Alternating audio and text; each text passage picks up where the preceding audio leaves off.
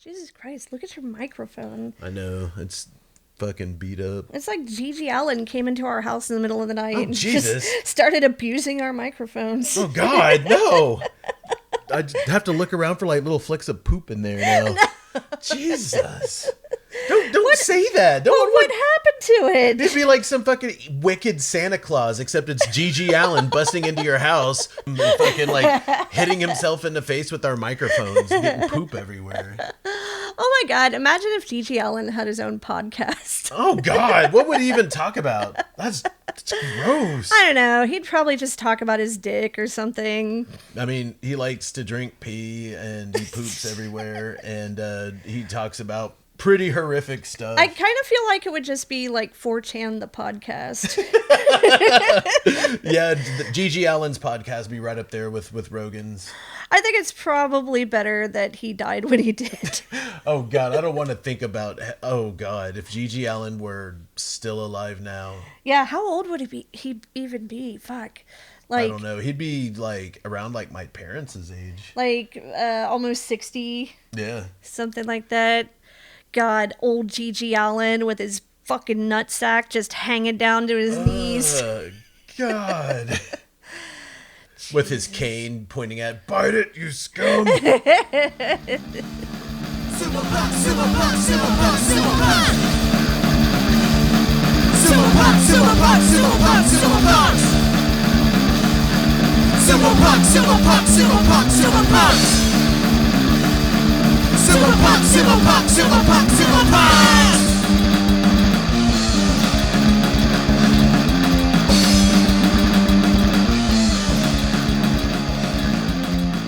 Hello, my name is Sabrina, and the following co-host contains violence, graphic language, gratuitous nudity, drug use, and scenes that some viewers may find disturbing, morally reprehensible, and grounds for excommunication. Viewer discretion is advised. My name is Matt, and this product is plant-based, fortified, paraben-free, grass-fed, and organic. Consult your doctor if pregnant or breastfeeding. And this is Sumo Punx. Yeah. So in this episode, we got to sit down with the one, the only, Scott Findlay of not behind the Dohyo. What is Inside it? the Dohyo. Inside the Dohyo. And World of Sumo. and World of Sumo. He's God got damn like a whole gang. Listen, got like a whole network. okay, this dude's got his fingers in so many sumo pies that it's hard to remember all of them. So, but before we get into the interview, let's go ahead and have Matt give you the info on the upcoming events. All right, so February the 11th, the Mighty Eagle Team Tournament hosted by Mighty Eagle Sumo Club in San Antonio, Texas. 3-on-3 teams, club versus club, or get together 2 of your friends to join and form your own sumo team. Yeah. February 25th, the SoCal Sumo Open hosted by Hono Sumo in San Diego, California. Adults, kids, and teams divisions. Ooh. March 11th, the 2023 U.S. National Sumo Championships. Ooh. This is the qualifier for the 2023 World Championships in Japan and the World Combat Games in Riyadh. Yeah. March 25th, the Kuma Sumo Bash, hosted by Antioch Sumo Bears of Antioch High School. Junior men's and women's divisions, ages 13 to 18, along with a demonstration and instruction at Antioch High School and Antioch, Tennessee. If you want to track upcoming events all in one convenient place, Kellyanne Ball of Yamamoto Sumo Dojo in LA has created a website just for that. It's sumo411.com. Check it out. All of the events that we talk about are all found on that website. Yeah, it's going to be really convenient to have them all in one place, Hell too. Yeah. All right, here is Scott Findlay.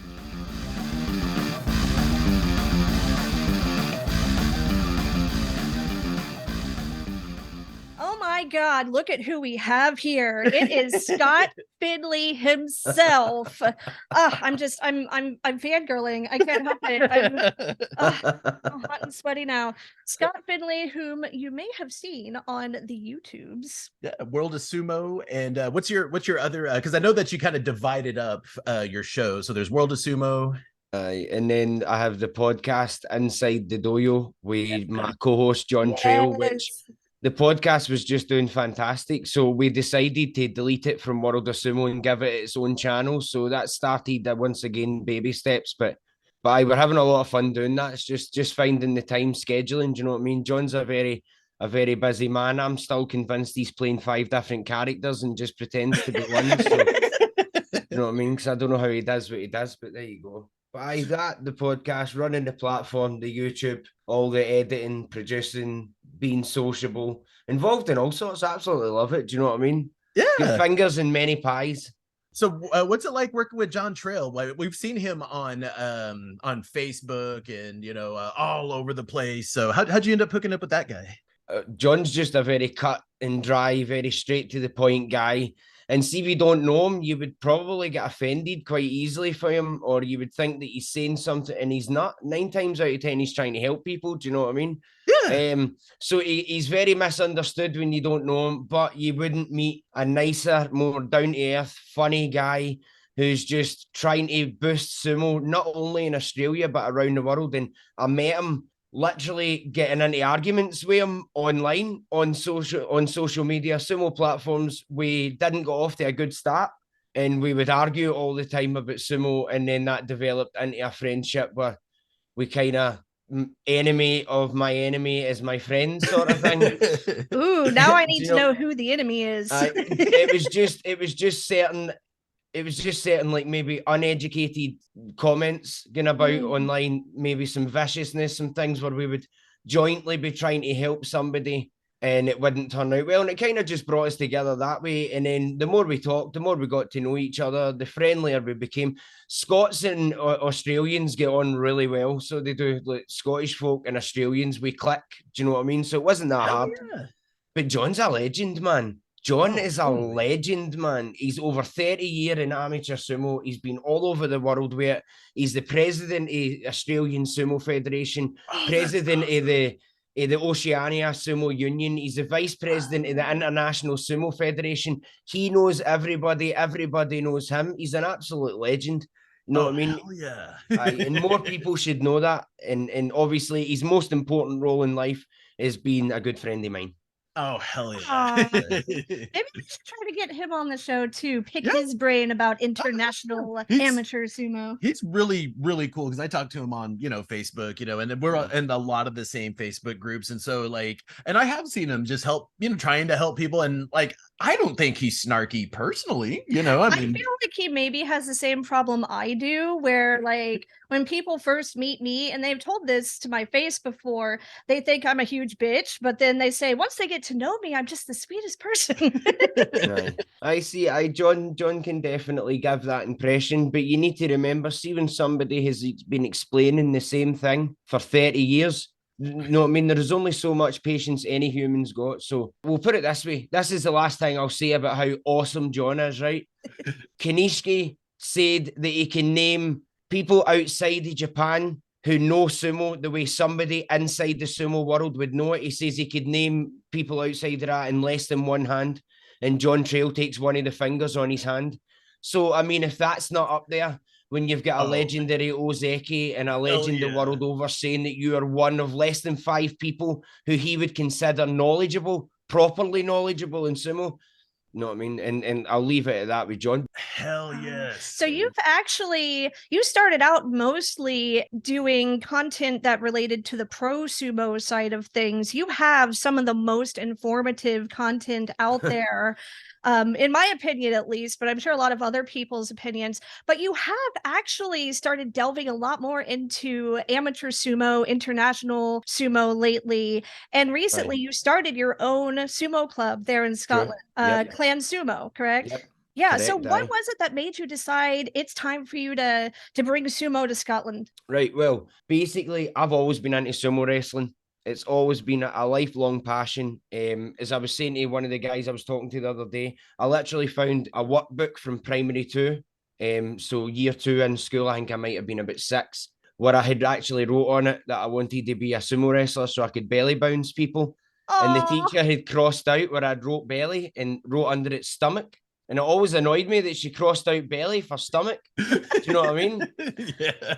Sumo's definitely a lifelong passion. And the reason I bring up one of my earliest things is because that has been how it's been so easy for me to find the drive to do all of this. Do you know what I mean? Because it's been a passion from I was a small child. But I grew up working, know what I mean, Scotland. You're in the middle of nowhere. It's not really a thing here. So I kind of just faded in and out of it over the years. And see if I'd have known that there was such an amateur scene. See if I'd have known, guys, I'm telling you, I would be a Yokozuna right now. I would be a Yokozuna right now. I would be about £400 and I would be a Yokozuna right now. If only I would have known more. But sadly, I didn't. So what happened was I had discovered the online sumo community, thinking that I was a wee lonely person in Britain and I was the only like person in Scotland or Britain even into sumo. And then it was about in 2015, I think maybe, a wee bit before that, I discovered there was an online sumo community and I was like, oh my God, my people. There is people out there as weird as me. Yes.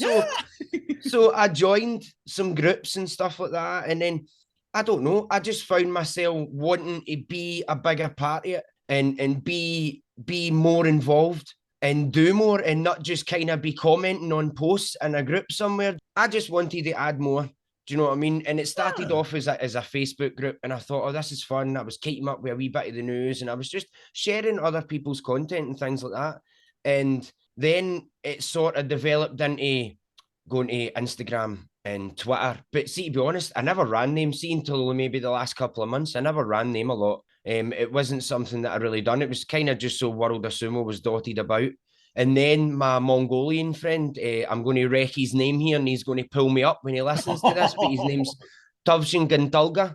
So he reached out to me and he's like, mate, listen, Hakuho done this documentary in 2017 back in Mongolia. And I can translate it into English if you want to do parts up on YouTube. And I was like, right, why not? Go for it, man. So me and him done that and it went down really well. And we were just doing that for a bit of fun. And then that's when I thought to myself, maybe I could do this YouTube thing. But I definitely had reservations with the Scottish accent and just me. Do you know what I mean? I'm like a big ghost sitting in this camera in front of you guys now with my big harsh accent. Do you know what I mean? I was like, I'm so not the guy in front of the camera or on the camera or doing audio. So that's how it was just translations. And then it sort of developed for there where it was John Trail, again, the genius that is John, he says to me, I don't know why you don't do some news on your channel. Somebody needs to compete a wee bit with Chris Gould and people like this. Yeah. And the reason being, and I'll say this on air because I don't actually care, Chris Gould is the reason for the sumo news because he was saying so many inaccurate things that were being picked up. And do you know what? See, us as English speakers, we could maybe understand when he was being snarky or condescending, or he was being sarcastic, or he was talking about something. But I'll give you a video for an example, right? When Hakuho had his last bout with Terunofuji, after that happened, Chris Gould done a video about it. Now, Chris had done a video, or Chris Sumo, for those that didn't know he was Chris Gould, but Chris Sumo. So he done a video and he was basically talking about what Hakuho was saying inside his own mind. I remember that. He was taking it upon himself to imagine what Hakuho might have said in some sort of poetic way to this young upstart or whatever. But a lot of people who are foreign, whose English isn't their first language, didn't realize that that's what he was doing. So they took that as something that Hakuho had been saying about Terunofuji. And there was this whole thing. And that's just one example of many things. Because take I nothing had been away wondering from him. about that. Yeah. Take nothing away from him. He's a great source for news. He does great translations and he does keep people up to date. So I take nothing away from him. But when you've got like 40, 50, 60,000 followers, and you're getting them wrong information, and nor are you, when you realize they're picking it up wrong, are correcting it, that's when it becomes so. That's how, just basically for a wee bit of a news that we knew we weren't going to kind of add our own stuff into or anything like that, and it started off like that, and that's how even Mika Grimmer, who she does the commentating and she hosts videos for me and that, she started doing the news because I just didn't want my Scottish accent out there. You know what I mean? Oh, I just everybody didn't. loves your accent, by the way. The Americans just absolutely love the We accent. told Dallas Sumo Club, before I left the convention, I was like, yeah, I'm getting to interview Scott Findlay. And everyone's like, oh my God. You're basically the sexiest sumo commentator in the world, according to Americans, specifically because of the accent. Exactly. Well, I'll take what I can get. You know what I mean? I'll take what I can get. Much appreciated. Much appreciated. But that is how Mika, she was doing it to begin with. She was hosting, she hosted the first few news, and then she was busy. And news came out, and at the time we were getting a couple of hundred views, maybe. So didn't want to miss any. So I was like, right, I'll get this out there. So I done a news video, and it was the worst news views that we had. And hundreds of people were commenting that they couldn't understand me and kind of slow down and all of these things. And I was like, oh no, I'm ruining it, Mika. I'm ruining it. But after a wee while, I sort of found my stride. What I done was I stopped caring what I thought people might be thinking, because I realized, see, in real life, this is what my missus says to me, like, I don't care what anybody thinks or anybody says, and I'm always the loudest person in the room. And so I had this block that I didn't realize I was blocking and I was like, no, what? I'll let that go. And then that's when I started coming out and screaming down the microphone and shouting about things and giving examples, and that's where everything came from, like, subscribe, hit that bell. Oh, Watanage! You know what I mean? Because I would shout that at my wains when I do that to them on the couch, because I am the hackle in my house, make no mistake. Right? I'm the dominant rikishi in my household.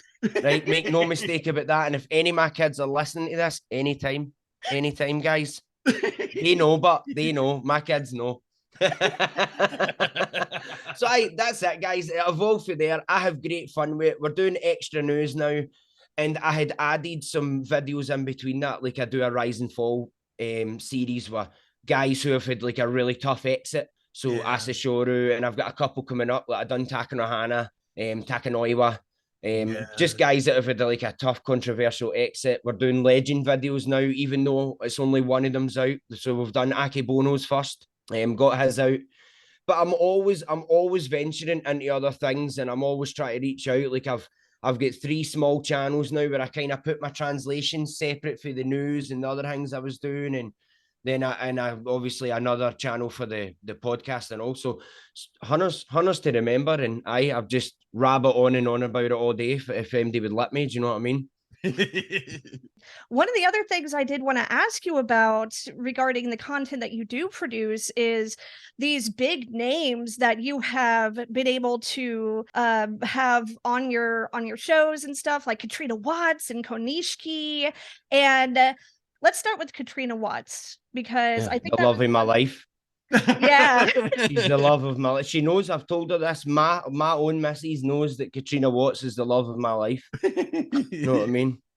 I have known Katrina, I've known of Katrina for years and years and years, but again, through the legend that is John Trail, I met Katrina Watts to get her on and pick her brain, just because we wanted some interesting guests who speak English and have been involved in the sumo world in such a deep level that they will be able to bring something to the table that nobody else could. Do you know what I mean? And Katrina had never really sat down for a podcast in that way. And so we ended up sitting with her for hours, and it was literally over just talking in that couple of hours time, and then exchanging a few emails that I realized that I was born about 30 years too late, because I was supposed to have married this woman. Do you know what I mean? But there you go. You have to let it go. But jokes aside, such an interesting lady, knows and remembers so much, so many small details, and talk about people who have had experiences with interesting people, the stories that she can bring to the table, it's just ridiculous. And it's actually something, I'll give you guys a wee inside scoop here. Katrina has actually got a wee plan in future to come back on with me and John, not really for a podcast, but to literally give get our whole life on audio about, our whole sumo adventure, everything that she can remember, and we're going to put it into some sort of format that can be entertaining for everybody. Because see, that woman is just another living legend. And I was in awe by her. just by our, not even just our wit and intelligence, but just by the experiences she had, and it commands respect. Do you know what I mean? Definitely. She's just, you look at her now and you think, oh, it's just a nice wee old lady, but no, man, it's just this wee old legend.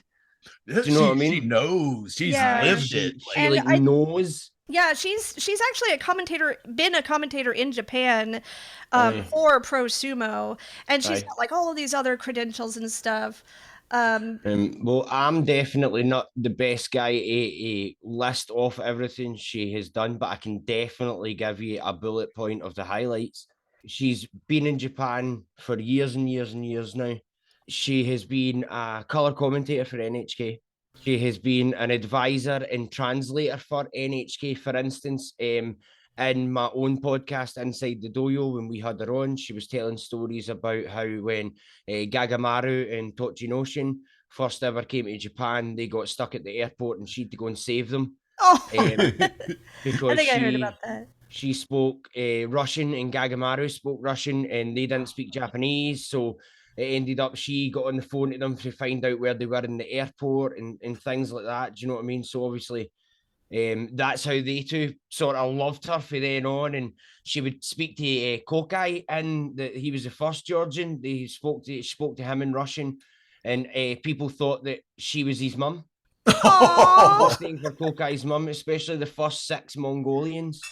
It was or I don't know if it was the first 6, but there was definite Mongolians. Anyway, I digress and sidetrack again. But right now, Katrina, I'm sure, is a director for the International Sumo Federation.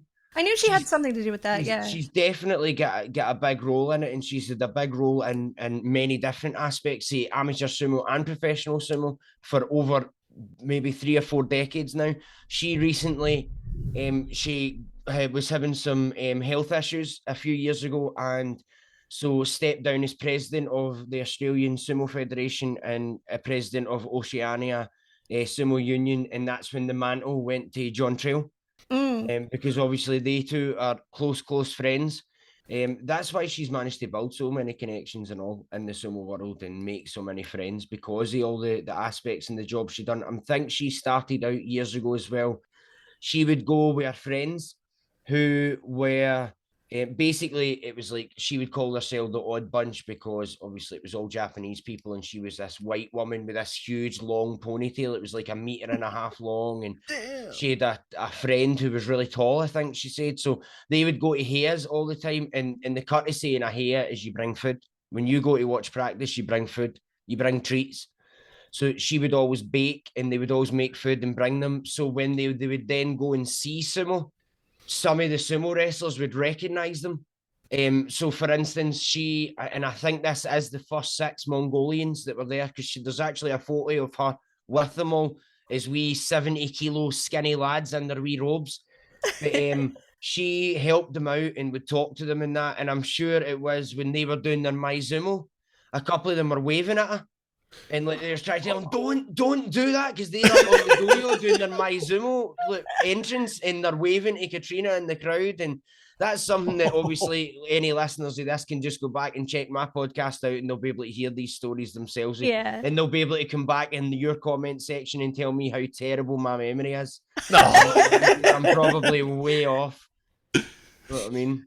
I remember during the World Games when she was doing the commentating and stuff for that. Get off the Dohyo! Yes, Get off the Dohyo! Legendary, absolutely legendary. I love that woman, but a lot of people who didn't know who she was and didn't know her history with sumo were like, "Oh, who is this bitch who thinks she can like tell people what to do?" And it's just like, I'm like, it's like you you respect this woman, okay? I was personally offended at that. I was Yeah. personally like, I felt like they were saying it personally to me. Like, see, if you don't know who Katrina Watts is, I would really consider looking her up a wee bit. Like, this is a legendary woman that's been involved in the sumo world for over 4 decades now, I'm sure it is. Yeah. Straight through the 80s to now, just a legendary woman. And the friends she's got. And I mean, see, do you know, forget about even the people she knows and the friends. You want to see the sumo memorabilia she's got for over the years as well. See some of the stuff she was showing me. Just unbelievable, man. And that's just years of her collecting things and all that. But jumping back to the World Games for a second, those people were very, very disrespectful and definitely jumped the gun a wee bit too quick. So they did. And I'm just glad that she didn't see half the hingbies. Plus, I honestly think she would have 0 Fs to give anyway. Do you know what I mean? She's there to do a job and does her job right. So that's all she cares about. Yeah. Doing the right job. And Get off the Dohyo.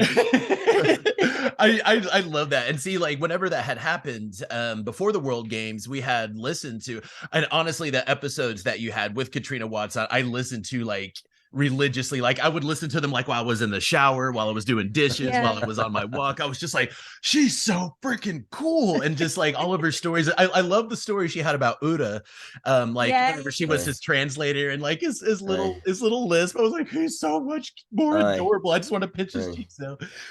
But after hearing all of those her stories and like what she brings to the table and then seeing her at the World Games, I was like, Sabrina, that's Katrina Watts. That's Katrina Watts. But here, do you know what I was just sitting thinking about there as we were talking? I only half answered your question back when because you actually had asked me how Clan Sumo came about in like sumo in Scotland. And I literally just told you why I was a lifelong fan. I don't think that I actually answered your question because I think we just got to gibbering that much in each other's ear that we went away sidewinding. Do you know what I mean? So I can finish off answering that and sure, you know what I mean. You can so I found the online community. I actually sent an email to the International Sumo Federation and asked them about sumo and like how I would go about it in Scotland and that. And they told me that Steve Pateman was who dealt with sumo in the UK and to reach out to him. Steve Pateman being British Sumo Federation president. So I had put online like how do I go about reaching out to people involved in British sumo and stuff like that. And it was one of my dearest friends in the world now, Adam Lloyd, who this is my first ever interaction with him. Is he commented back and says, "Here's Steve Pateman's number. Reach out to him if you're serious." Blah blah blah blah blah. And I swear to God, Adam commented me back. Me and Adam swapped numbers about 2 days later, and we have literally talked nearly every day for the last 4 years since. Such good friends now. That is a legendary guy whose brain you want to pick sometime if you want to talk amateur sumo and technique and skill and all of that. That guy's just a wellness. That's the thing about me and all, and I don't want to sidetrack before I forget what I'm talking about again, like I like to do. But that's where I've been really lucky with what I'm doing with sumo.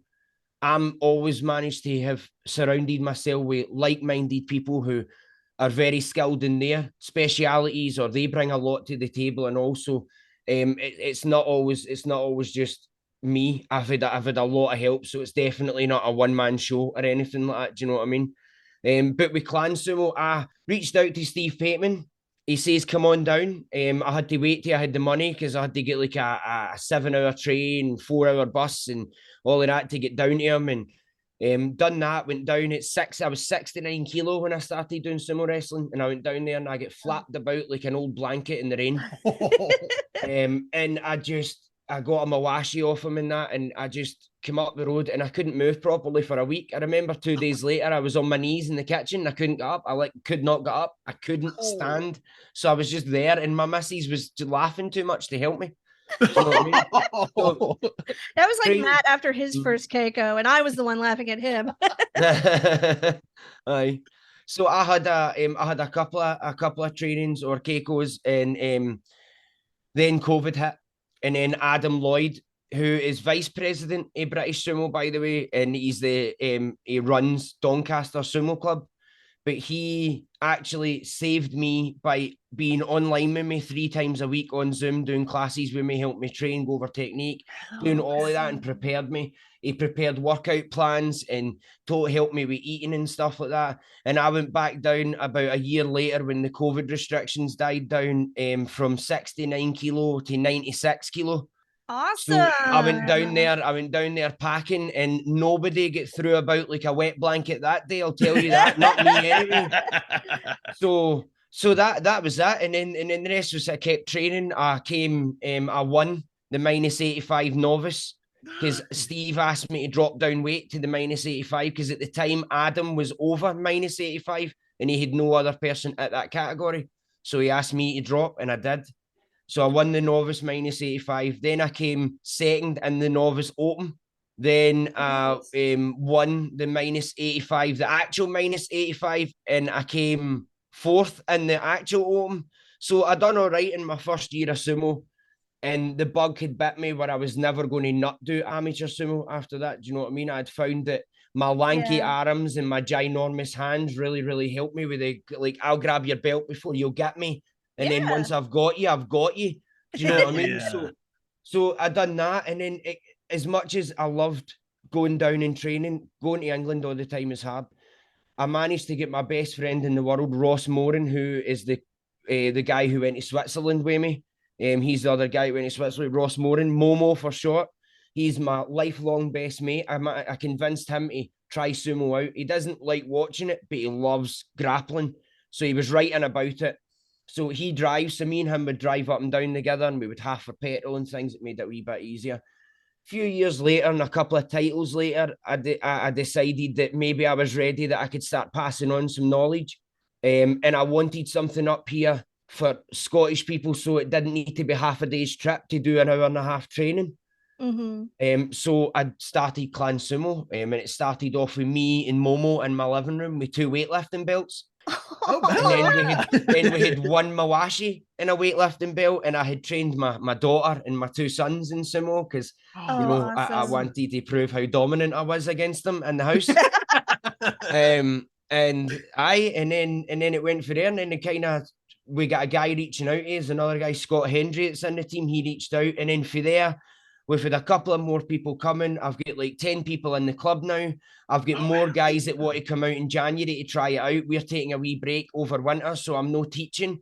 The only things we're doing is sparring sessions. It's basically, if you know what you're doing, come. If you don't, you can't come, sort of thing. Yeah. So it's like private sparring sessions where it's just me and the boys basically knocking the hell out of each other.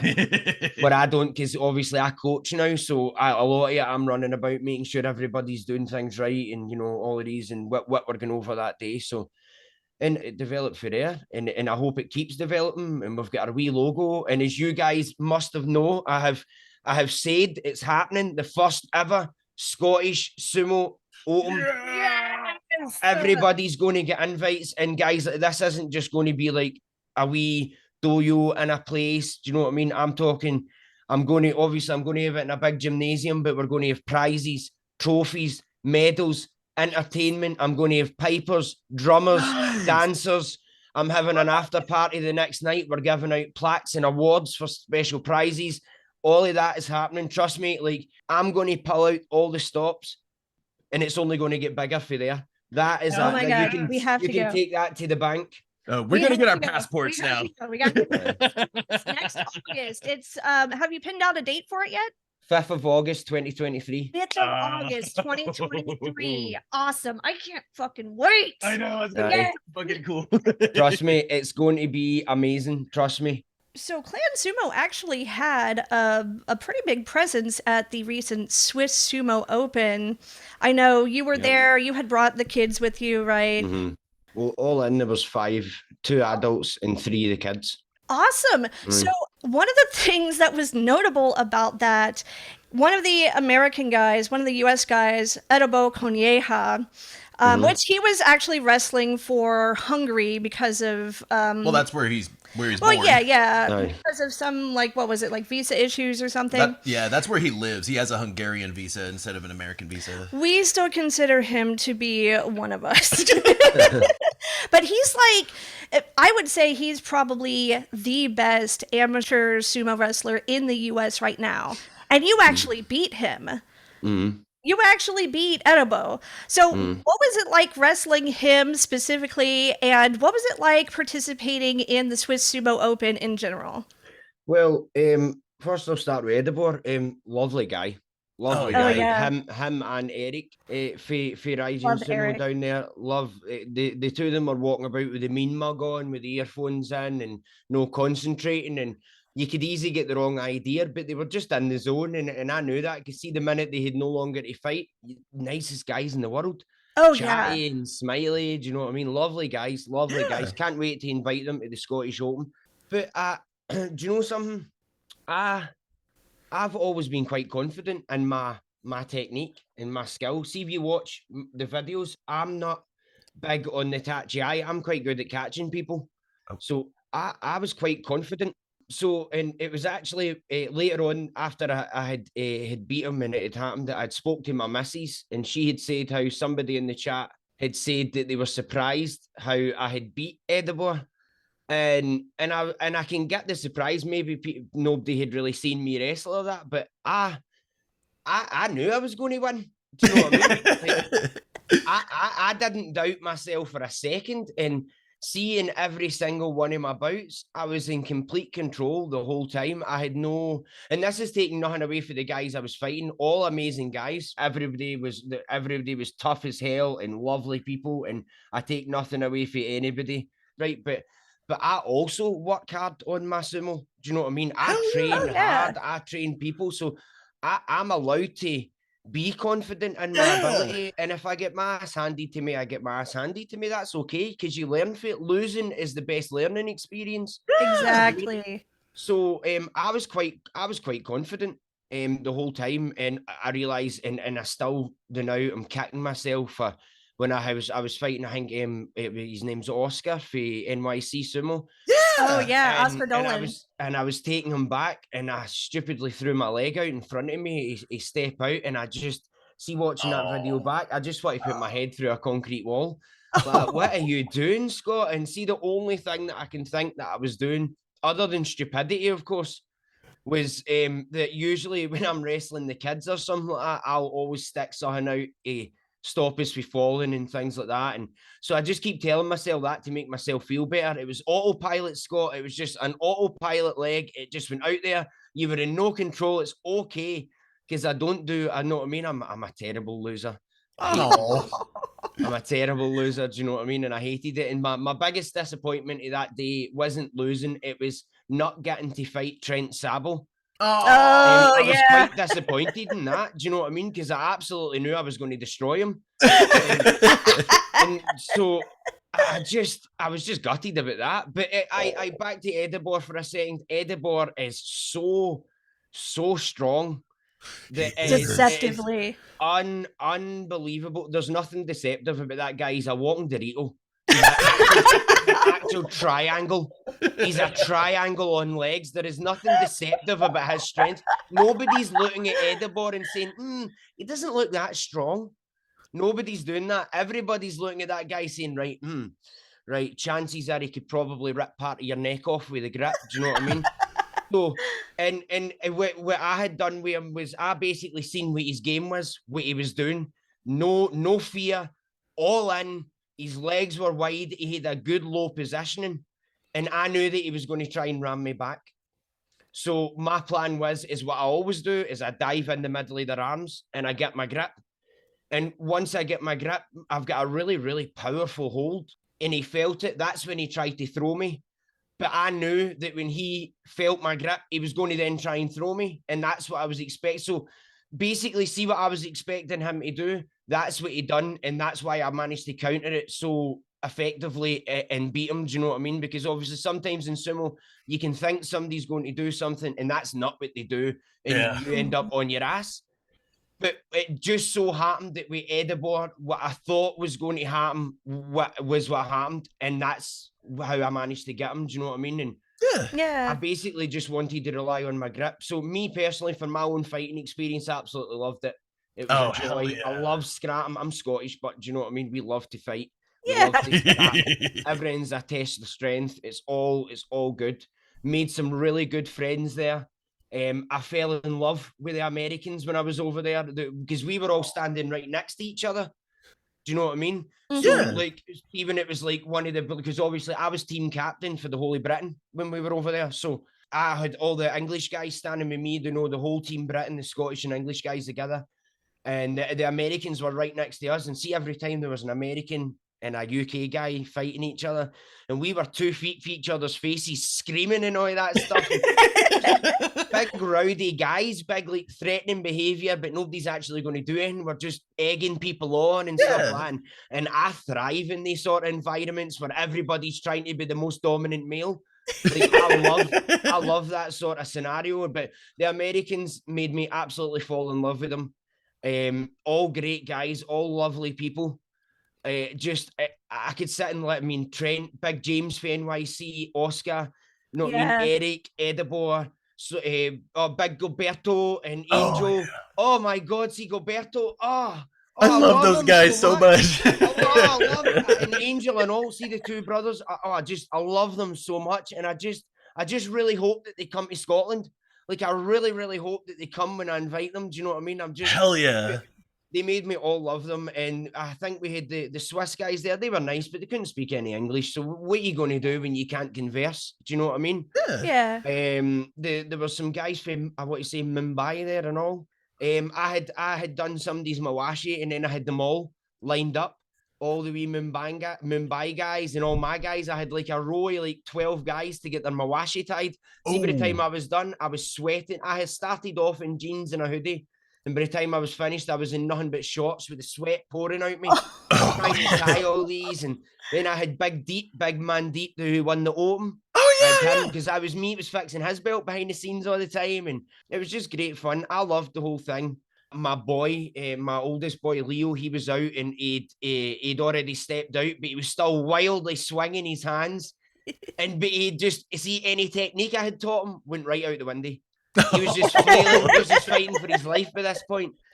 But Big Eric went over to him in Edinburgh and that, and they were giving him advice and things like that. And do you know what I mean? And just everybody was being nice. And Trent was so lovely to my daughter.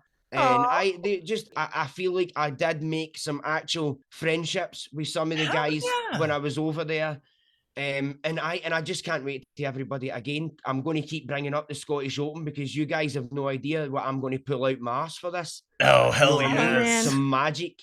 And it's going to be great. So all in all, the Swiss Sumo Open, it was definitely a good experience, and I enjoyed it. It was tiring and draining, trailing my kids about with me and all, but even though they were fighting. And my daughter Paige loved it. She fought a grown woman. Do you know what I mean? She went ahead with a grown woman. So, and she's only 12 and 38 kilo.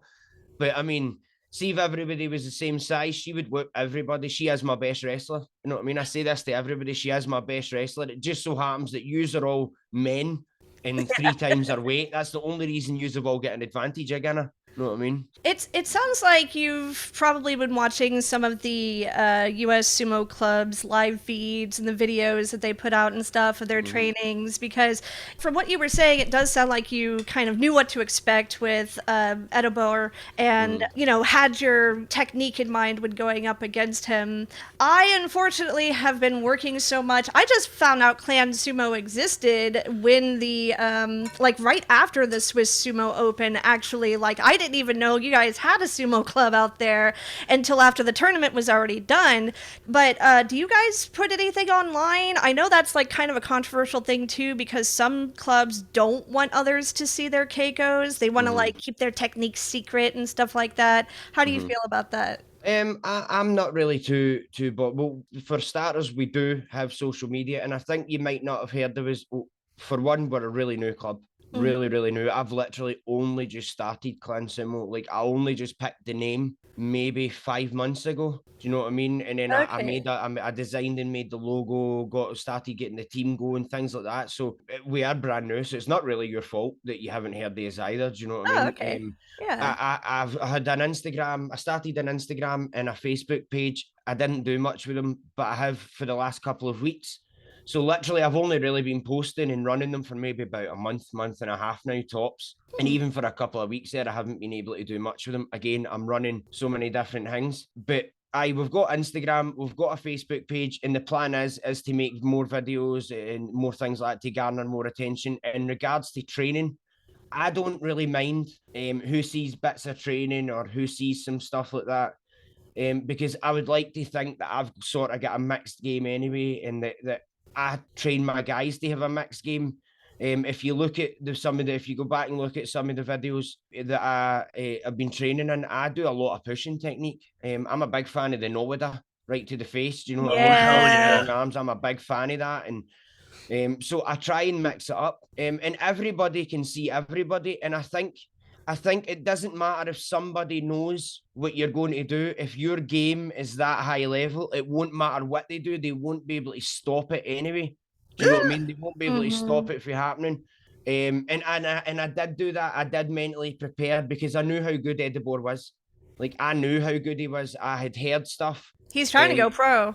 Yeah, and that's what I was about to jump into there. I actually spoke to Edibor. Now, I can't promise anybody, and I don't have a key. I don't have connections or anything like that where I can do anybody big favors.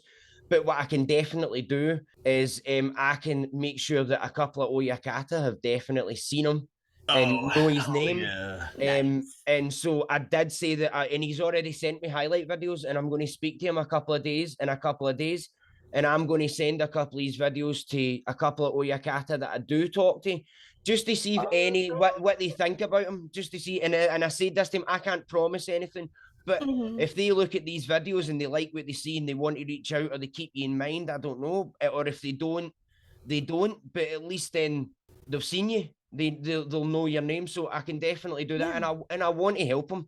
He had a lot of heart. Do you know what I mean? Like, he had a lot of heart. And obviously, he fought in a lot of categories. I was supposed to do the exact same. Not a lot of people know this because I didn't mention it because I didn't want to use it as an excuse. But a couple of years ago, I got a medical condition where I basically I'll not get into too much gruesome detail on your podcast, but I got an ingrown hair on my tailbone. Because of COVID, I couldn't get it operated on to get it removed. So it turned into something quite vicious where I need regular antibiotic treatments and regular things. I have a special pillow that I have to sit on and stuff like that because I can't sit down properly. It's okay. We love gross stuff. So. And we know exactly what you're dealing with because I had a boss at one of my jobs that had that too. And it took a whole crew of us just to kind of keep his morale and be like, no, dude, it's okay. No, we got you. But yeah, don't be embarrassed. It's like, it's the human body is gross to begin with. So it's especially my human body. So I had this, and it basically turned into a giant abscess, and that is why I had actually been selected to represent Britain and Poland at the European Championships, but I had to pull out because it had flared up to the point where I couldn't get my Mawashi on. But with a strong course of antibiotics from the doctor and a plan, I managed to get it to go down for Switzerland. So there, I had managed to go there and compete, but unfortunately, I think it was my second last bout. It just something went wrong, really wrong. No. And again, I don't want to give too much detail on the podcast, but there was explosions and things happened. And I had to whisper into Richard Neal's ear that, Richard, I'm not going to be able to enter in any more categories, which I was so sad about because I'd flew to Switzerland to fight in just the 85. I was planning on doing every single category except for the heavies because I couldn't enter it. Do you know what I mean? And I would like to think that I would have caused a few upsets in there because I'm used to training with big guys. That's who I trained with. Yeah. You know what I mean? Now I train with smaller guys, but that's who I trained with. So I'd like to think that I would have done all right, but we'll never know. Shoulda, coulda, woulda. Do you know what I mean? Yeah. We were kind of wondering what happened. We figured maybe you just had gotten injured in your last bout, but that sucks, dude. I just didn't want to make it any worse or cause myself any more problems later on. So that's just what it was. Do you know what I mean? Or I would have been in about. I wasn't going to Switzerland to have like 3 wee daft scraps. Do you know what I mean? I was going there to like. I wanted concussed. I wanted sore shoulders, maybe a couple of broke fingers, twisted ankle. Like, it has to be worth it and count. I had to limp. I didn't limp onto the plane, so it wasn't a total success. No, you know what I mean. But Clan Sumo done well. I mean, my wee daughter, she come home with her wee silver that she's all proud of. My laddie took the bronze in the men's -70, and he get placed the gold in his own category, and he got the silver in the under Open, and I think we got like 6 medals all in our first ever outing. So only the Americans got more medals than us, and there was more Americans than us, and also. So I was quite chuffed with that fact. Do you know what I mean? I was like, right, no, what, guys, we actually done all right. Like, that's all right. Like, we had no gold medals, but you know what? We done all right.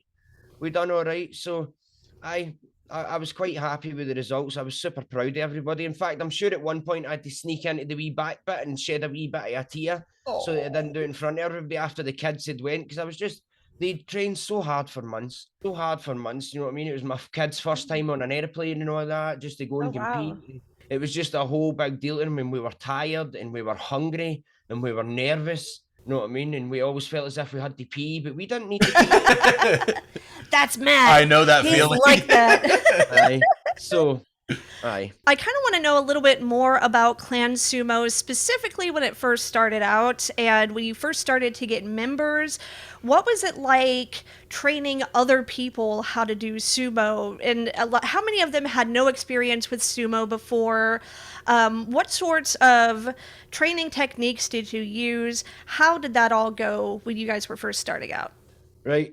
Well, to start with, I was quite nervous about training anybody because I felt like a fraud. Because Imposter syndrome. I just thought that, no, like, what have you done to make you be able to be a coach to other people? Do you know what I mean? Like, you need to have achieved something. You can't just do it with nothing. You have to have something. Do you know what I mean? You have to have something, or at least that's what I thought. Do you know what I mean? So that was always something that was in the back of my mind, that, right, if you're going to teach somebody, don't make an arse of it, because you've not done anything to prove that you're worthy. That's what, to me, maybe other people might say, oh, well, there's a couple of things you've done all right. But I personally don't think that I've done anything that could say, oh, I know he's going to make a great coach, him. He's going to be wait till he's training people, him. Do you know what I mean? I just didn't see that. So I stuck to the basics to begin with.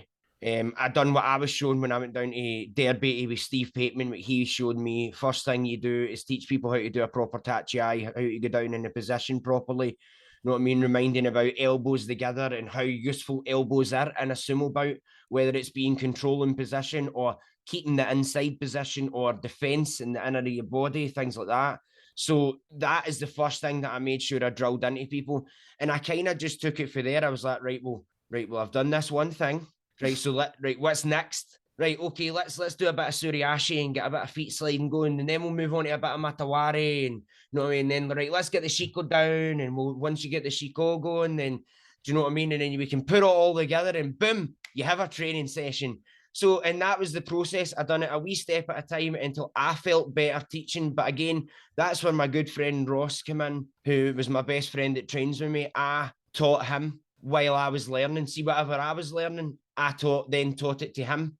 So he kind of gave me a wee stepping stone, and also, and then I managed to kind of translate that for what the mistakes I had made with him, and translated that for my next student, and then my next student. And I would like to think progressively that my students have progressed faster due to my ability to relay information in a more productive manner to them. Do you know what I mean?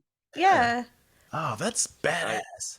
Because it's like, like in the States, a lot of the sumo clubs that have started out, especially like with Dallas Sumo, Corey ended up being trained by Justin Kizzert. And the first time that he did it, he broke Dark Circle in Austin. Yeah, he broke like 3 ribs, I think, on his first time doing sumo. And so he actually really didn't want to start the club, but then once he did, it just kind of, took off from there. We've got people like Colton Runyon, who has actually lived in Japan and trained with Dayamami, and who else do you remember who else he trained with? Tobizaru and so the guy with the beard. Yeah. I know who you're talking about.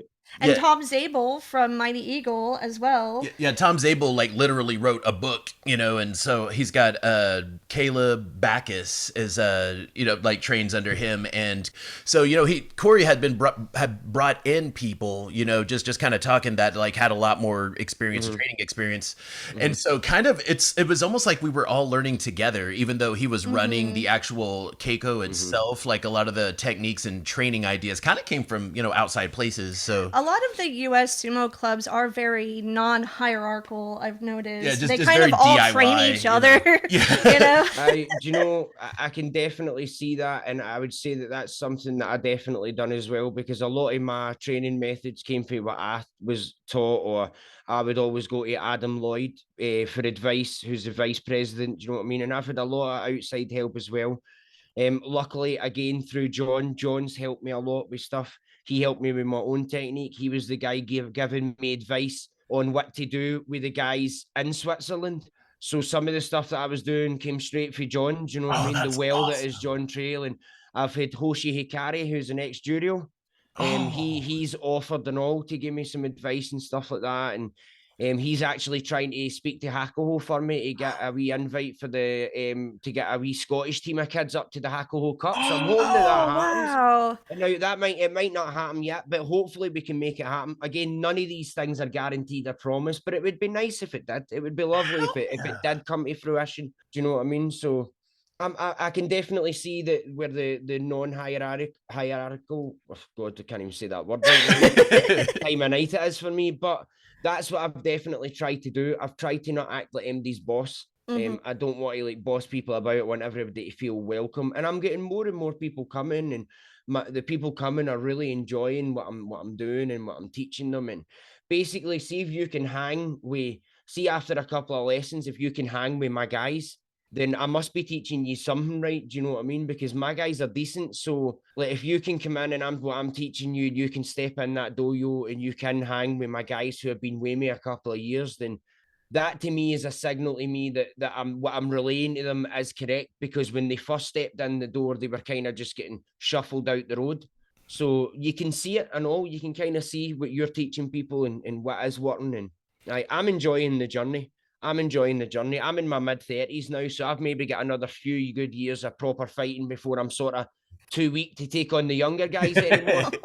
And then I'll be happy just to teach everybody. So I'm just hoping to develop my own sumo and develop my teaching ability for sumo by the time that time rolls around, so that I can give as much back as I can, because that's all I want to do with everything I do with Clan Sumo, World of Sumo, inside the dojo. Something that you'd asked me earlier on about how I like do all these things with like the editing and the finding the time we work, editing, producing stories, all of these things. It's not easy, and with you guys being involved in running a sumo platform, you obviously know that it's definitely not easy. It's very time consuming. Yeah. I definitely have a good team behind me. So I do, and I get help. But I'm the sort of person that, see, when I do something, I'm not here to take part. I'm here to take over.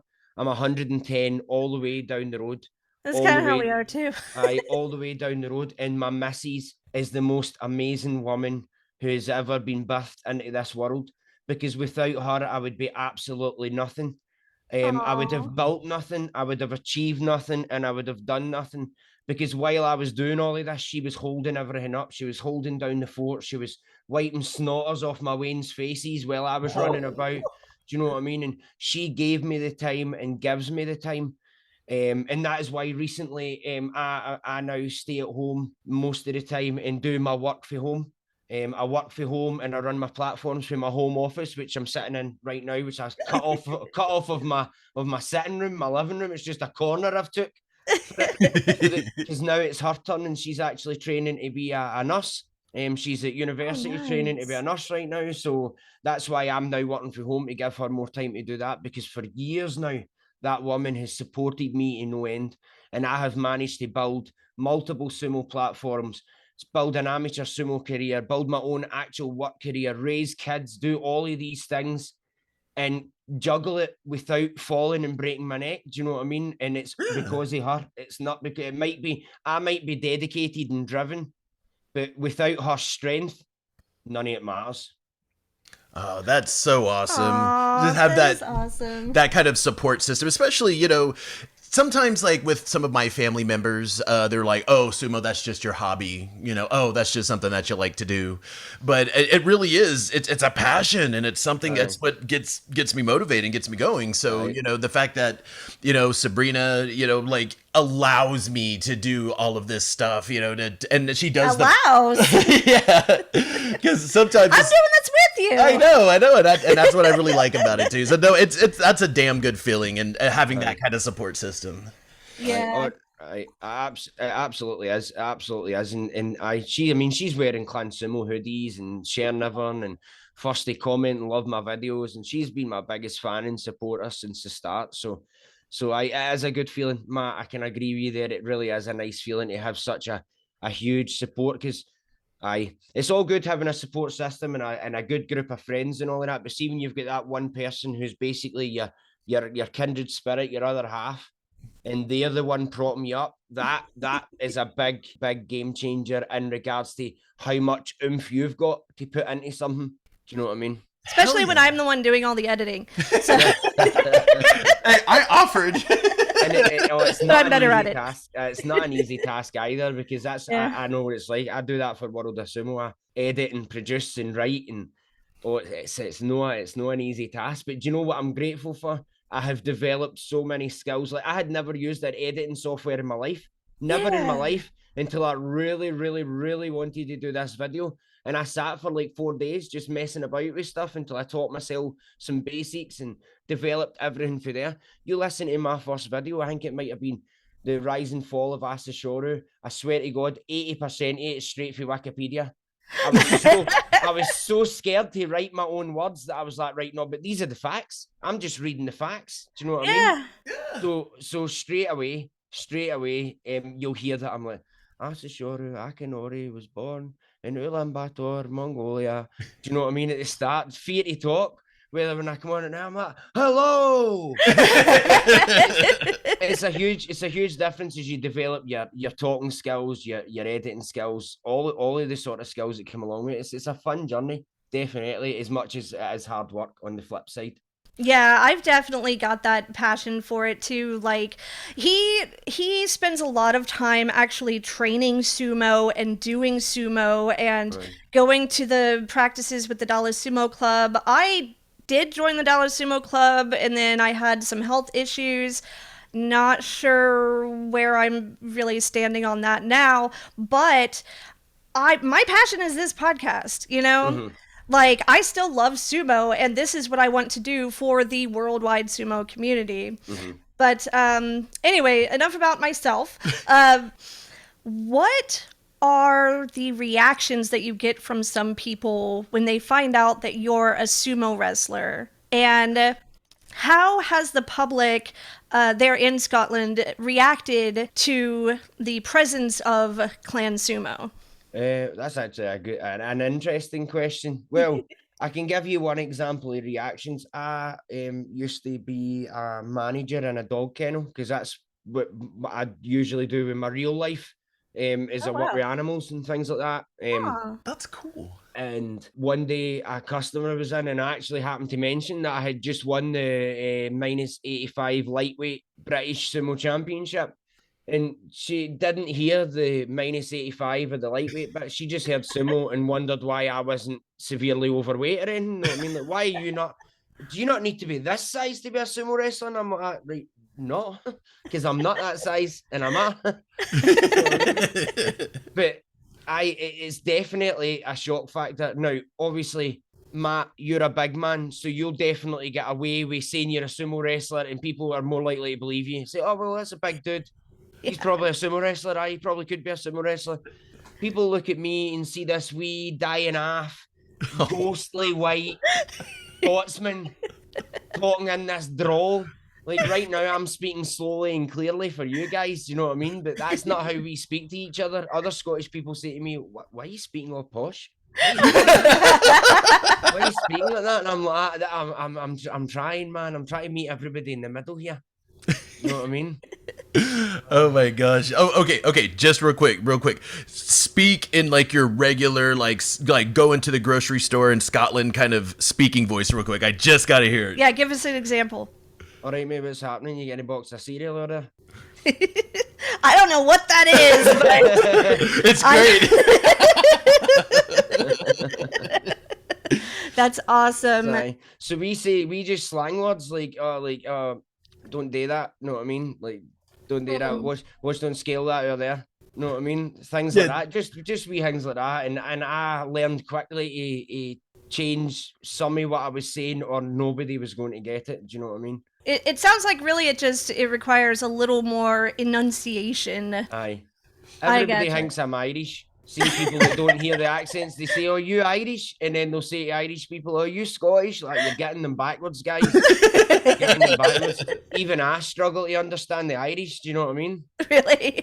No, I was just joking. No, we can understand each other fine. But yeah, besides that, you did give us the example of being at the kennel and telling the woman that you were a sumo wrestler. I sorry there. See the way I get sidetracked all the time. It's fine. So that's just one example of the basic reaction because it's me. I think that if I was like 300 pounds and about 4 inches taller, I mean I'm 6'2" nearly, so I'm not exactly short. But if I was massive, I think they'd be more inclined to believe me. But they don't and need some convincing sometimes. You know what I mean? Like a wee picture or a wee something. So the reaction is surprise, I'd say, shock and surprise, and maybe find it a wee bit strange because again they don't understand it. They see it as big fat guys in diapers or nappies, as we call it, clashing into each other. Or as I wrote in my jotter, as I mentioned at the start of your podcast, what I wrote in my school jotter, that they're belly bouncing into each other. Nobody's belly bouncing anywhere. Do you know what I mean? That's not happening. So once they go over the initial shock and they maybe give me like 2-3 minutes of their time to explain, they come round to it and I explain, you know, the level of amateur, how there's weight classes and the intricacies of the sport and how it's one of the easiest forms of grappling to do, but also one of the roughest on the body and most grueling and hardest training and things like that. So the reaction to clan sumo is been all quite positive, to be honest. It's been quite good. We've been seeing a lot of support and I offer anybody that wants to try and maybe slag sumo or try and take the piss a wee bit of that. I always offer them to come try it because everybody's opinion changes by the end of the class. Exactly. You know what I mean? Because it is very grueling on the body. But I've found a lot of support in my family, friends, any community that's known about it. Do you know what I mean? Yeah. It's been really good. So that's it. I've got nothing really negative to say. Do you know what I mean? Even everybody that has had a stereotypical view has gave me the chance to explain and then came away thinking about it differently. So if I can just do that one person at a time, you know what I mean? Hell yeah. Do you guys ever do like public demonstrations or anything like that? Oh well, we're very new. It's very like the whole scene in Britain and the UK has been very quiet for years now. Do you know what I mean? Okay. There is some areas that are definitely trying to make strides to change that. Like, so Scotland, we are obviously part of Britain and the UK, whether some Scottish people would like to differ on that. And even I am one of the Scottish people who think of myself as Scottish before I think of British or anything like that. But I'm part of the British Sumo and I love my coach, the British president, Steve, and my other coach, one of my best friends in the world, Adam Lloyd. Do you know what I mean? So we're definitely part of Britain, but I have plans for Scotland. I have other plans for up here that I want to do to not only popularise the sport in Scotland, but popularise it in general. Give another avenue to people where it is a serious martial art and this is a serious training ground and it's not just like a hobby and a bit of fun because you're into Japanese culture and you want to play at sumo wrestling, because that's something that I've noticed and all, that a lot of people project a certain image that scares the mindset of a lot of people off in this day and age, if that makes sense. So some people that see the spiritual side of sumo, that scares a lot of people away. Wearing a mawashi scares a lot of people away. Do you know what I mean? It depends on the aspect. So I've found that there is a line between having respect for the sport and sticking to culture and sticking to the some traditions and maybe borderline cosplay. Yeah, I know what you mean. You're playing at sumo wrestling now and you're kind of making a wee bit of an arse of it. So you're projecting the wrong thing and then you're turning, know what you're doing? You're not just turning cheeks away from the sport. You're proving stereotypes correct and making them seem like they were right and sinking it even further down, deeper into a hole. And that's something that I would definitely like to try and avoid, and hope that with what I've been bringing to the table in regards to my coaching and the image that I'm setting for Clan Sumo so far is definitely projecting that. As far as demonstrations go, it's definitely something that I'm going to do in the near future. Like I say, see with the Scottish Open, I've got things planned like crossovers. So I rent my dojo off a woman who runs a dance studio. and she does all sorts of different things. So I've already been talking to her about doing collaborative things with like dance and sumo and, you know, wee shows and, you know, all of these sort of wee things. See, like you guys go down and you do hundreds of talks and all of that. I've seen you guys online doing that. Well, I definitely want to do these things, but it's very early doors for Clan Sumo. I'm still trying to build the club and see until I've actually built it into this sustainable machine. Then I'll start to do these sort of things, because the outside of Japan, America has the biggest sumo scene. So it does come a lot easier for you guys than it does the rest of us. Do you know what I mean? So like with me, unless you go to England, there was nothing up here.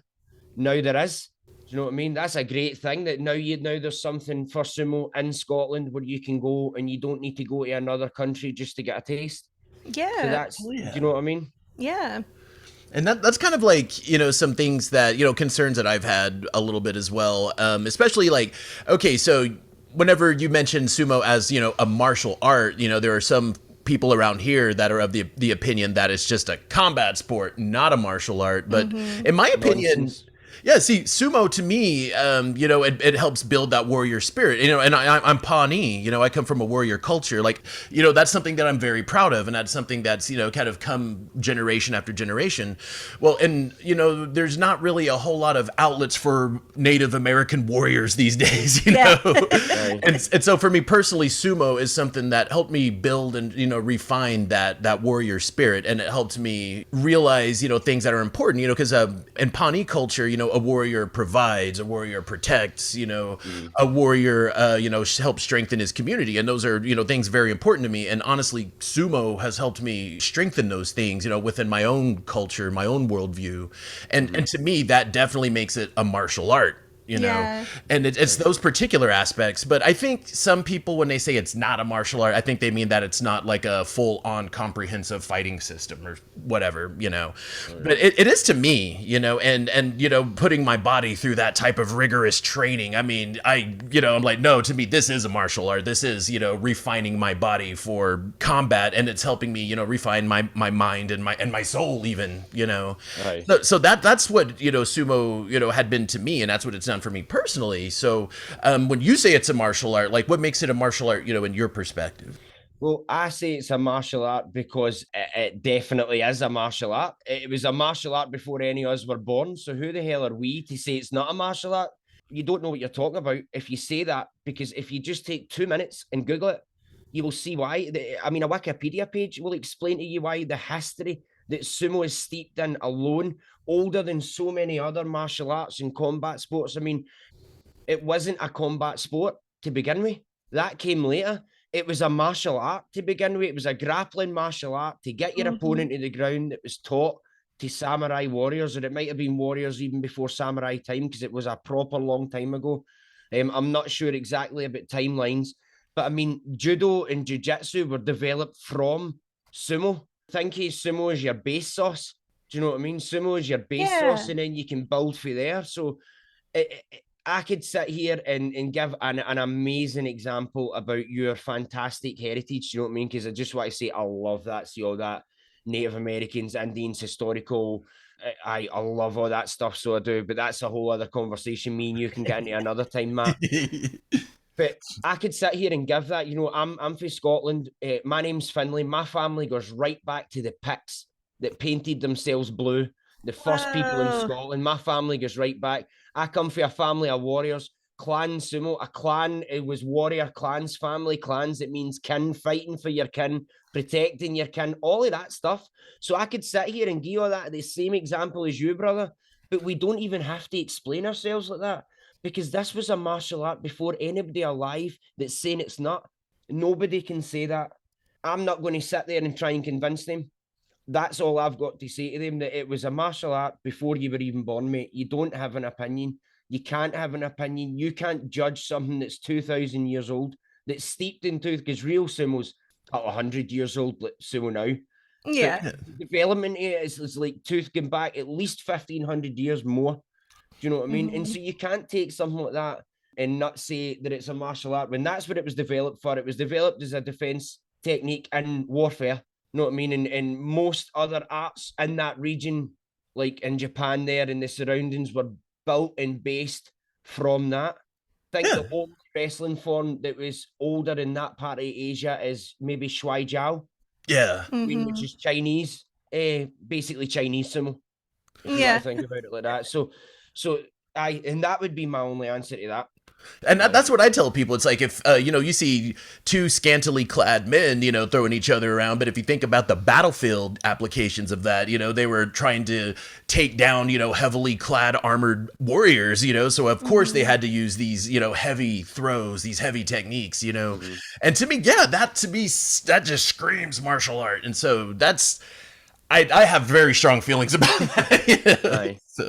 It's a martial art and a combat sport. It's just as simple as that, and obviously it's a culture. Do you know what I mean? It's like a religion and all. Do you know what I mean? It is a culture. It's a way of life. You know what I mean? Sumo becomes your life, or like you were saying earlier on, it's not just a hobby. For some people, it might just be a hobby, or you might just be a fan. This is absolutely not a hobby for me. Same. and I would be so offended if somebody was trying to palm me off with that. Well, I think that since we are talking about the traditions of sumo and how that's evolved over the centuries and what it is today, it might be a good time to go ahead and start talking about pro sumo, especially after what happened yesterday, which I don't think anyone could have expected. Have you seen the last day of the Kyushu basho yet? I watch live. I never miss it. Oh, hell yeah. I don't miss anything.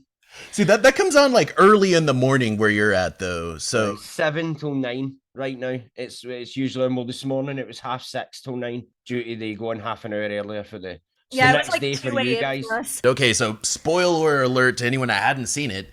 Okay, this episode's probably not going to be released for another week or two, so it's not a spoiler by that point. See spoilers. I don't agree with spoilers in sport. Like, I really don't agree with it. Like, I don't agree that sport. See if it's like your weekly soap opera or TV drama or Netflix show or whatever, and you don't want people spoiling it. That's fine, right? No worries. Spoiler alert. But see if it's sport and news. I don't deal in that. Like, just tonight, I released a video on Abe winning his Yusho, and like I always do a Road to Glory video within 24 hours. I've done it for the past year for every Yusho winner. People can check. See the abuse I've took tonight. I saw that. Ruining people's day and all that. Okay, so what are your thoughts on the 2022 Kyushu basho? How did you perceive the end of this basho? Because honestly, I didn't even really know at first that Abi was going to be a front runner until like right at the end. It just came out of nowhere. Right. Well, I mean, to begin with, it was dragging its ass a wee bit, wasn't it? Yeah. A little bit, yeah. I was waiting on something happening. I was like, right. It looks like Hoshoru might have this. It looks like Hoshoru, and everybody was looking at Takayasu and Hoshoru. And I even said that in my video. Nobody was really keeping an eyeball on Abe. See, personally, I thought Takakesho was coming out of nowhere. He was going to beat Abe in that playoff, and then he was going to smash Takayasu, especially after that wee injury that Takayasu seemed to pick up in his playoff bout against Abe. So I genuinely thought, because to see Takakesho, he performs well under pressure. Yeah. So he does. Yeah. So it did kind of come out of nowhere. I don't think, although he's been chasing at the heels all year, really, except for in 2 basho, he's been chasing at the heels. He's had a couple of junior show. So nobody expected it, but was I surprised that he managed to do it? Not really. I was over the moon for him. See, when he'd done it, I was over the moon for him. A lot of people were pissed. They were, and do you know what they were pissed about? I think it was because he sort of done that half henka motion to Takayasu, and then Takayasu got hurt. And do you know, it really kills me. Henkas are shite, right? But they're allowed. You just need to accept it. You need to accept it because it's allowed. See, and I know it is shit. Like, it is crap. See, when somebody does it, like, that is bull crap sumo. And I understand that. But it is what it is. See, the only people that shouldn't henka are Sanyaku and Yokozuna guys. And that's just kind of because they've got a sort of rep to keep. But I would even say Komusubi Sekiwaki can get away with it. It's more Ozeki and Yokozuna that really shouldn't henka, but they can still get because it's allowed. My friend Sean had been messaging me about the tournament, and he was talking about a lot of people had found Abi to be like their new sumo villain, like that like how villainous he is. Whatever. I was like, do you think that was villainous of Abi in any way? I don't think so. Do I think that? No. See, I don't either. But listen, this is something else that comes straight for Katrina Watts' lips. You got to hate somebody. You got to not like somebody. Do you know what I mean? You've got to not let and see if everybody wants to not like him because he defeated who they love so much and might have not have defeated them in the dominant fashion that they wanted to see it in. Listen, if it gives them something to put fire in their bellies for sumo, I say let them hate him. Yeah, that's a good let them all hate him. And do you know what I mean? It's all good for sumo, and you always need to have a villain. Yeah. Yeah, makes it a lot more like pro wrestling. I know. I think my villain's villain's Chia Shoma, and I don't even really like hate him. I just like to give him talk shit because he just likes to hinka so much. He has such a tricky style, Well, like the hinka machine. Yeah, yeah, I'm definitely in the anti-Ryuden crew, but that's mostly just because he cheated on his wife. I hate Oyama's stupid face. Aoyama? I just hate his stupid growly face. And his super pink face. Yes. And he's a cheater and all. Really? He's an absolute cheater because he's the only guy that can hold on to another Rikishi's belt and give them two black eyes at the same time. And I think it's not fair that other sumotori are such a disadvantage. Why is he like that? And so I just hate his glummy, growly face. Do you know what I mean? Hey man, those Bulgarian boobs are deadly weapons. So in reality, him and Adam Lloyd, Adam always goes on about how much he hates Kagayaki's face. He just really. And there's no reason why, but listen, you've got to dislike somebody because it gives drive. And you were saying about like pro wrestling. Pro wrestling even stole that idea from somewhere. For the dawn of time of storytelling or rivalries, you have to have yin and yang. Because see if you've got 10 guys fighting, and you're like, oh, but I love everybody. And then you've got two guys who they all have a good time against each other. Like, it's no fun because you're just happy whoever wins. You feel sorry for whoever loses, and that's it. Every morning, my missus will say to me when I get out of bed to watch sumo, Scott, no shouting in the kitchen. I'm screaming at them to do things. Do you know what I mean? And we do that. We do that too. So, it's just how it is. You need somebody to hate. You need somebody to have fire against and fire for. That's just how it works. That is the rule 101 of watching anything like that, any sort of sport or competitiveness, anything. But I'll tell you this. Do you know who's going to get 0 Fs to give while he's lying in bed with his 100 grand prize? Abby. 0 fucks. He's not caring about everybody humming and hawing in comment section on Facebook. I'll tell you that right now. He's ears deep in a sake bowl. Right? He can't even hear because his ears are so full of the weight and wagyu that he's just been handed, or the 4 barrels of rice, or he's waiting green tea, or half a room full of beer, and all the envelopes for these sponsors. Oh my god! I have got all these fans are annoyed. I pulled a half henka in Takayasu. How am I going to enjoy these steak dinners over this next month? Woe is me. You know what I mean? I'm sure he's going to be pure gutted about it. Listen, it is what it is. It happened. Poor Takayasu. That's who we should be talking about right now. Congratulations, Abe. Let's move on to Takayasu here.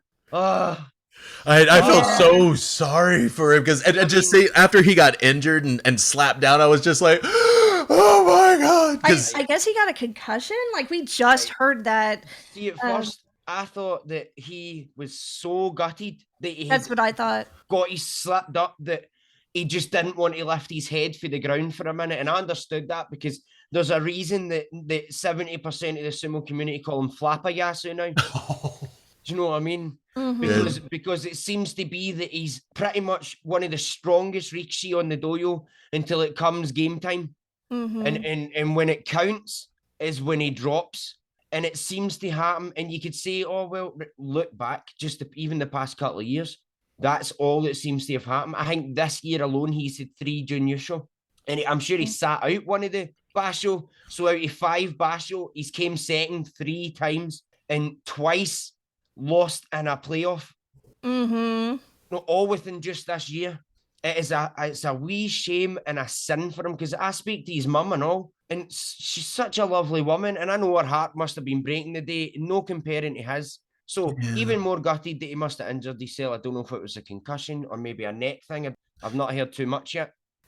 The Kyokai released a video not long after the end, and he basically gave a wee message to the fans, thanking them for their support and saying that he was going to continue his quest for a Yusho, the wee sausage. You know what I mean? It's a wee sin for him. It's a wee sin for him. And I'm not even really that much a Takayasu fan. He's awesome. He's amazing, but I don't like, he's not one of my go-to guys, but damn, that man needs a Yusho. Give that man a Yusho. I know. Yeah. You know what I mean? Give that man a Yusho. So I just an absolute sin for him. And again, Takakesho, the only Ozeki showing what an Ozeki is supposed to do. You know what I mean? He doesn't need to be winning all the Yusho, because he would be a Yokozuna if that was the case. What's expected to him is to be in the race, be in the playoffs, get double-digit wins, and he's consistently doing that. He's had the odd bad day, but you can't say nothing bad against the meatball. Do you know what I mean? You can't say nothing bad, can't take nothing away from him. Yeah, looks like we're down to only 1 Ozeki now. Yep. Shodai was Kadoban, wasn't able to get enough wins to avoid being demoted. Mitake Yumi wasn't able to get enough wins to get back up to Ozeki. So, and then we didn't have Teruno Fuji in this basho either. So really, I think a lot of people were probably expecting it to be Takakeisho. You know, a lot of people were rooting for Takayasu, yeah, but most people probably knew in the back of their mind, oh, well, he's like the top Ozeki. It's probably going to be Takakeisho. You know, and then for Abi to come out of nowhere and fucking and he did come out of nowhere, and it's mental that nobody was looking at him, because he's been on the heels a few times this year. So it's crazy that nobody was looking at him, myself included. And poor Shodai, but I mean, that's what happens when you get Ozeki by pure luck. I used to say, so I don't mean to interrupt you there. No, you're good. But I used to say, you know what? He's not a great Ozeki, but he made Ozeki, and you can never take that away from him. Yeah. His outings have been so abysmal now at this point that I just can't even give him that. And I have to say that it must have been luck. And then he's held on to it. What else I don't understand how he even managed to hold on to it this long, but I'm glad that he's going down to Sekiwaki, and I hope that he doesn't get 10 in January, because then the pressure's off him and he'll be able to enjoy it a wee bit more. And I bet he starts doing well again. Because I feel as if when the pressure's on him like that, that's when he maybe begins to crumble as well. Do you know what I mean? There's very few that can deal with a lot of pressure. Wakataka Kagi's a great guy for pressure. He's a great under pressure guy. Same as Takakesho.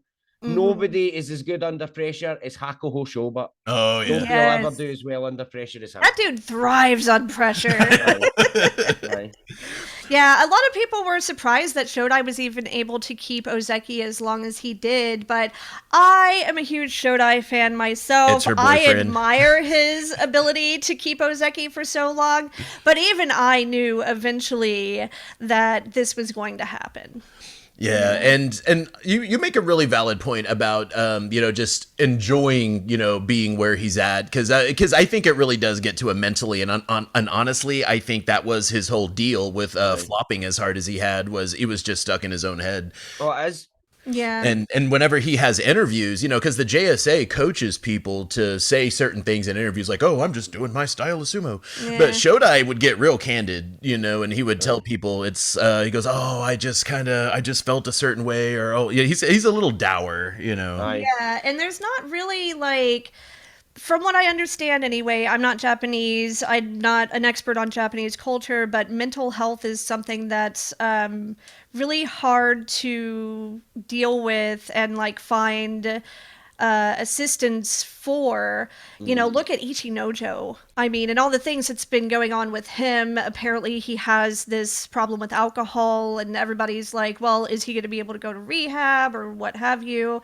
But it's just, again, from my understanding, something that maybe in like US culture you'd be like, oh well, let's help this guy out, let's get him into therapy. But they don't really have that opportunity for a lot of reasons. It seems like there's a stigma wrestler too, being a pro rikishi, you're expected to do certain things throughout the year consistently and train all the time. So it could just be there's not any room in his schedule for it, Well, as far as reports are saying, he's been offered rehab multiple times and he's been offered help. He's been offered advice. He went to live on his own because he said it's because he lived in cramped conditions in the hair, and they gave him his own flat and he went back on the drink. Again, these are all reports that I've just reported on. So yeah, there's very conflicting sides of what's been saying. But if they're true, he has been given a lot of opportunity to do something about it and he wanted to drink instead. And if that's true, then I feel for him because he's down a very dark hole. Yeah, exactly. And honestly, I've been in that area too, because like coming from a native background, you always hear that native people have trouble with alcohol. And, coming from a different culture and living in American culture, living in two worlds it's heavy. It's a lot to deal with. So I can imagine coming from, Mongolia, the step, being a nomad, in Mongolia to living in downtown Tokyo. And so that's got to be a bit of a culture shock. Even though he came over when he was a teenager and went to sumo school, I think. Same plane as Terunofuji, the two of them came over together. But still, I can understand that. But still, even whenever I had my own personal struggles, I still got help. I mean, I hit my own rock bottom for sure. But, and sumo is what pulled me out of it. But I'm really hoping, maybe he could just, to put it quite bluntly, I hope he pulls his head out of his ass. Because I really do have a soft spot for that big guy, and I really hope that he can start living his amends, Right. Yeah. Let's talk about music. Yeah. What do you say? In the last break, I was trying to ask Matt, what is he into? And he said he thought you were into power metal. Is that right? See, it's not really that I'm into anything specific. I'm into it all. Like, Nice. There's a huge variety. A huge variety of everything. I mean, it's not just metal and rock and all that I'm into, but it's definitely like I've not got long hair because I'm a hippie, put it that way. I mean, I'm a hippie. I'm a total dirty pirate hippie. I mean, I totally am, but that isn't the reason. You know what I mean? The long hair is for the metal. Nice. Okay. So who would you say are some of your favorite metal artists? What are some bands that you're into? Well, let's see, I'm more oldies than anything. I wouldn't be listening to anything made in the last 20 years. I wouldn't be listening to anything. Good music died in the mid-90s. Do you know what I mean? It died in the mid-90s. That's one of Matt's favorites. I love Iron Maiden so much. Iron Maiden is right up there. I like a bit of Pantera and that and all. It really depends on, because I listen to a lot of music when I'm maybe doing the house and I'm cooking. I find myself listening to a bit of Slipknot, a bit of everything. Do you know what my go-to guilty pleasure is that I absolutely love? Tenacious D. Really? I absolutely love Tenacious D. They are just I love them. They're my cooking and cleaning music. See, when I'm cooking or I'm cleaning the house, that is what I'll put on. I love a bit of Black Sabbath. I enjoy the hell out of Ozzy Osbourne. I enjoy the hell out of his music. Do you know what I mean? So it really depends. All sorts of things. I don't have specific genres in. It really depends on the artist and the music. Do you know what I mean? So I'm very open-minded when it comes to music. I'm kind of the same way when people say that, oh, I listen to everything. A lot of the caveat you'll hear in the States is, oh, I like everything but rap and country. No, I love rap and country too. Like, I really do literally love everything. Yeah, we could definitely give you some recommendations if you're ever looking for like new music to check out and stuff. Oh my God. So speaking of kind of more of an older style kind of metal band, I would say I wouldn't say thrash metal, I'd say speed metal, because they still have like a vocalist that actually sings, and not just a screamer. Right. But Solicitor, they're from Yes. Washington, Seattle, Washington, and their vocalist Amy Lee Carlson has some of like the meanest, like just her voice is like a Valkyrie or something. I would It's say just- if you're into Iron Maiden, then you would probably like Solicitor, but she's a very good vocalist. Do you guys listen to thrash metal? yeah. Yes. I was like, Because my friend who I worked with in the kennels, she actually owns the kennels. Her husband is in a thrash metal band called what the hell did they call themselves again? Oh, I hope Kenny doesn't listen to this and gets annoyed that I don't remember his band's name. Oh no, God! Circle of Tyrants. That's what it is. Circle of Tyrants. Circle of Tyrants? Aye, they're a Scottish Whoa. band, and they have been floating about in some people's videos in America and that lately. He's been messaging me about like people have been talking about them and all that, and they seem to be getting a wee bit of traction. And I'll need to maybe send you a wee link to them, and you can check them out and I see what you think of them. Just because I'm not into thrash, that's one bit of metal I'm not really into. I'm not into that whole I don't enjoy that. Do you know what I mean? I like actual words and things that where I know I can understand what you're saying. Yeah. So, on that note, you really would like Solicitor then. Oh, yes, like, yeah, definitely definitely. check that out. And then another one of my favorite bands from Scotland that I saw whenever I was a young teenager was Oi Polloi. They played in my friend's basement in Tulsa, Oklahoma, and like they had been in a van for, like about a month, and then, there were a bunch of stinky crust punk kids, like in Tulsa. So like that basement just smelled like an armpit. Yeah. But it was like one of the funnest shows I had ever been to. And then it kind of reminds me, because whenever they spoke amongst each other, they were just speaking super rapid fire. You couldn't really understand, but when they talked to us, they would slow down. They would speak more posh, as you would put it. But Do you play any music yourself? Have you ever tried to delve into that world? I play the guitar. oh, hell yeah. Just a wee bit. Awesome. Just a wee bit. I played the guitar. I played a wee bit of drums years ago as well and that. But Hey, once we I need got a in- drummer. How about Right. long distance? You could be the drummer for our band. God, if I can find the time between trying to sleep and things like that, man. I know, Right. It's always something that I keep saying I do. I'd love to like play an instrument regularly or something like that, but I just don't seem to be able to give myself the time. See, by the time you're done, like dealing with your house, your 3 kids, all this crazy sumo things that I do, my actual work, animals, it's mental. And I always say that too. It's funny that you ask me that because I always say to the missus, like, I want to play an instrument, like not even to play in a band or anything. For me, I just want to sit myself and just sit and play a wee instrument as a wee side hobby for a wee bit of fun. And I can never find the right amount of time to actually sit and do it. More than 5 or 10 minutes, which you guys know, 10 minutes of guitar, that is not doing anything for the guitar. You need to be sitting there for a couple of hours at a Mhm. time. Do you know what I mean? And so that's sort of my feelings there. So see, as soon as I can find the time, it's definitely something that I'm going to do more. It's definitely. We can't wait to see what you end up coming up with once you've mastered your guitar skills. And Aye. I I mean- with us. Oh, go ahead. Oh, well, I was just going to say, or I could just start screaming down a microphone in a Scottish accent. Yeah. You know what I mean, that seems to pass by a lot of things, so I could do that. well, speaking of that, I think it's time we go ahead and wrap this up. What do you say? Yeah. All right. Well, Scott, thank you so much for getting together with us today. We you're all have good. had an absolute fucking blast. Hell yes. There's just one thing that we want to request from you to end this interview. Can you do the Uwatanage for us? Of course I can. Of course I can. All right. Aye. Go ahead. So remember, everybody, tune in to Sumo Punx and Sumo fans. Remember, like, subscribe, hit that bell. Oh, what a nugget!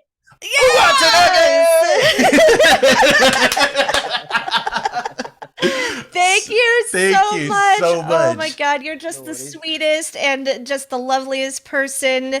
And I don't know what else to say except thank you. We cannot wait to talk to you again. No We worries. cannot wait to Brilliant. show up in Scotland for the tournament next Aye. August. We're Details definitely coming going out to try to soon. be there. I was just going to say more details coming out in that soon because I'm trying to set Awesome. something up for everybody. Try to set like arrange a cheap deal on hotels or just something to make it a wee bit easier. Like I've already arranged free lifts to and from airports for everybody, so that won't Fuck cost anybody. yes. I don't want to charge MD a penny. I want to try and save everybody money so that you can all come and it's financially doable, because I know what it's like. Do you know what I mean? Awesome. So but thank you guys for having me on. It's been so much fun talking to the two of you. You're such nice people. Oh, You know what I mean? thank you. I know what I mean. You're so sweet, and Matt's so enthusiastic. See, every time I was talking about everyone, he was nodding there like a wee puppy, like, man, I love it. I was like, look at how engaged he is in what I'm saying. He's pure listening to me. I'm going to keep yam. We'll talk to you later, dude. No worries. See you later, guys. Bye.